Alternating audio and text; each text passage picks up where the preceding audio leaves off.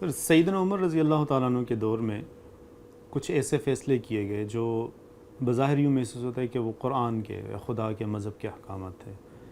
تو جس چیز کو آپ کہہ رہے ہیں کہ یہ ایک غلط فہمی پر مبنی چیز تھی کہ خود کو خدا یا رسول کے مقام پر رکھ کر خلافت کا ایک سلسلہ آگے بڑھانے کی کوشش کی گئی، ان احکامات کا اس پوزیشن کے ساتھ کیا تعلق ہے؟ اور آیا اس طرح کے جو بھی فیصلے کیے گئے، جو بھی قوانین انہوں نے لاگو کیے، امپلیکیشنز کی جو صورتیں اختیار کی، یہ درست تھیں؟ ان کی کوئی گنجائش بنتی ہے نہیں بنتی؟ اس کے پیچھے جو مطلب ان کے ذہن میں ایسا کون سا خیال تھا؟ یعنی عموماً ہمارے ذہن میں یہ ایک خیال ہے کہ ظاہر ہے یہ خلفائے راشدین میں سے تھے پہلے دونوں، انہوں نے ایک چیز کو دیکھا، سمجھا اور آگے لے کر گئے.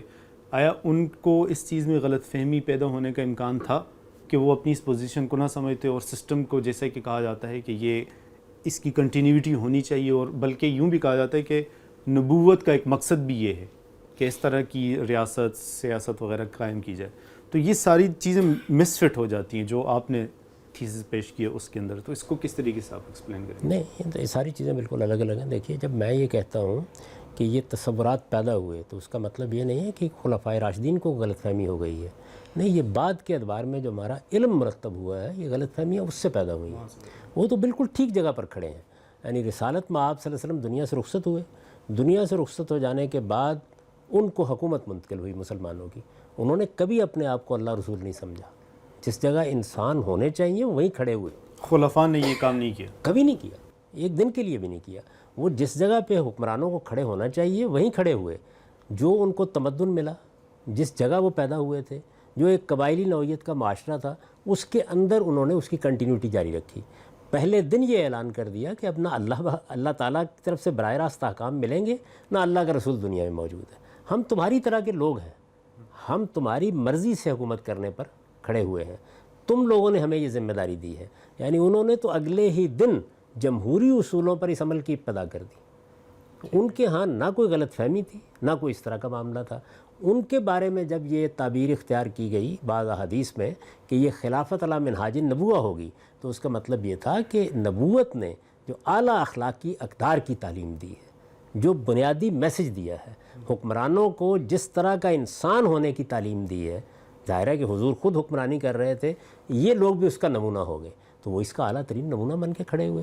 کوئی غلط فہمی ان کو نہیں ہوئی، نہ ان کے کسی عمل میں کسی غلط فہمی کی اس طرح کی کوئی چیز ملتی ہے کسی ایک شخص کے یہاں بھی نہیں.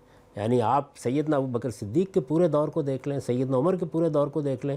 اگر آپ چاہیں گے تو میں ایک ایک موقع پر آپ کو یہ بتاؤں گا کہ وہ کس جگہ اپنے آپ کو پلیس کر رہے ہیں. وہ بڑا مشہور واقعہ جس میں سواد عراق کی زمینوں کا فیصلہ ہوا، اس میں حضرت عمر کی شورا میں تقریر دیکھیے کیا کر. میں تمہارے اندر کا ایک آدمی ہوں، تم نے مجھے یہ ذمہ داری دی ہے، میری ایک رائے ہے، کبھی خیال بھی نہ کرنا کہ میں اپنی رائے تم پر ٹھونسوں گا، فیصلہ تم کو کرنا ہے. سیدنا ابو بکر صدیق، یعنی اگر میں کوئی غلط راستہ اختیار کروں مجھے سیدھا کر دو. ظاہر ہے کہ یہ سب باتیں جتنی ہیں یہ اسی مقام پر کھڑے ہو کر کہی گئی ہیں جہاں ایک کمیونٹی کا یا ایک انسانوں کے ایک مجموعے کا کوئی لیڈر کھڑے ہو کے کہتا ہے. تو وہاں جس چیز کا منہاج نبوت سے ظہور ہوا ہے وہ کسی غلط فہمی کا ظہور نہیں ہے، بلکہ وہ اس اخلاقی وجود کا ظہور ہوا ہے جو رسالت میں آپ صلی اللہ علیہ وسلم نے پیدا کر دیا تھا. تو وہ تو اے کاش ہمارے سب حکمرانوں کو نصیب ہوتا. اسی لیے ان کو خلفائے راشدین کہا جاتا ہے. لیکن اس کے بعد ہمارا علم مرتب ہونا شروع ہوا. جب ہمارا علم مرتب ہونا شروع ہوا تو وہ یہ فرق نہیں کر سکا. اور موجودہ زمانے میں آ کے جب سیاسی اسلام کی تعبیر پیدا ہوئی تو کم و بیش یہ فرق بالکل ہی ختم ہو گیا. یعنی اس میں تو یہ معلوم ہوا کہ ایسے خدا کی تشریع بادشاہی کے نمائندہ ہی اب ہم ہو کے رہ گئے ہیں. تو یہ اس طرح ہوا ہے. خلفائے راشدین کے ہاں تو ادنا درجے میں بھی کوئی انحراف نہیں ملتا اس معاملے میں. انحراف ظاہر بات ہے اس پہلو سے تو بہرحال آپ کوئی تلاش کر کے بتا سکتے ہیں کہ کہیں آپ کہیں یہاں اجتہادی کوئی غلطی ہو گئی ہے. لیکن یہ کہ وہ اس سوم میں مبتلا ہو گئے ہوں اللہ اور رسول ہے، بالکل بھی نہیں ہوا. انہوں نے اپنے لیے کبھی حکومت الہیہ کی اصطلاح استعمال نہیں کی. انہوں نے کبھی وہ تعبیریں اختیار نہیں کی جو سیاسی اسلام نے بعد میں پیدا کی ہیں. حد یہ ہے کہ جس چیز کو آپ نے بعد میں اصطلاح بنایا خلافت، انہوں نے تو وہ بھی لغوی مفہوم میں استعمال کیا. یعنی سیدنا ابو بکر صدیق کو خلیفۃ الرسول کہا گیا کہ رسول اللہ کے بعد جو سیاسی نظم قائم ہوا تھا اس کی جانشینی کرنے کے لیے. 2-3 مرتبہ جب خلیفۃ الرسول ہوا تو سیدنا عمر رضی اللہ عنہ نے کہا کہ بھئی یہ تو بڑی لمبی بات ہو جائے گی. تو انہوں نے امیر المومنین کا لفظ اختیار کر لیا.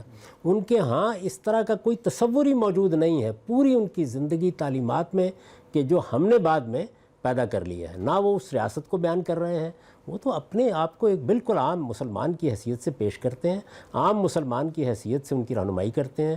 ذمہ داری لوگوں نے دی ہے, اس ذمہ داری کو ادا کر رہے ہیں, خدا ترسی کے ساتھ ادا کر رہے ہیں.